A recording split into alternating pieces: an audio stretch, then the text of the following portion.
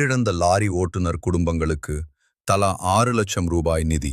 Container lorry ஓட்டுநர்கள் சங்கம் உதவி. சென்னை சென்னை துறைமுகத்தில் ஏற்பட்ட விபத்தில் உயிரிழந்த ஓட்டுநர் மற்றும் மாரடைப்பால் உயிரிழந்த மற்றொரு லாரி ஓட்டுநரின் குடும்பங்களுக்கு கண்டெய்னர் லாரி ஓட்டுநர்கள் சங்கம் சார்பில் தலா 6 லட்சம் ரூபாய் நிதி வழங்கப்பட்டுள்ளது. கடந்த சில மாதங்களுக்கு முன்பு தூத்துக்குடி மாவட்டத்தைச் சேர்ந்த கண்டெய்னர் லாரி ஓட்டுநர் முத்துமாரியம்மன் சென்னை துறைமுகத்தில் லாரியுடன் கடலில் விழுந்து உயிரிழந்தார். இதேபோல் விருதாச்சலம் பகுதியைச் சேர்ந்த லாரி ஓட்டுநர் தீபன் மாரடைப்பு காரணமாக உயிரிழந்தார்.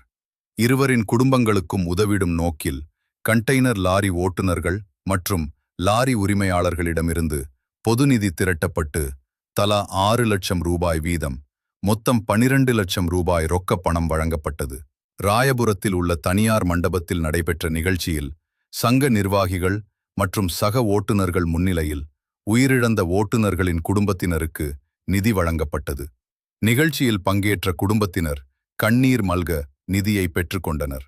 செய்தியாளர்களிடம் பேசிய சங்க நிர்வாகிகள் இதுவரை உயிரிழந்த கண்டெய்னர் லாரி ஓட்டுநர்களின் குடும்பங்களுக்கு சுமார் 1.5 கோடி ரூபாய் வரை நிதி திரட்டி வழங்கியுள்ளதாக தெரிவித்தனர்.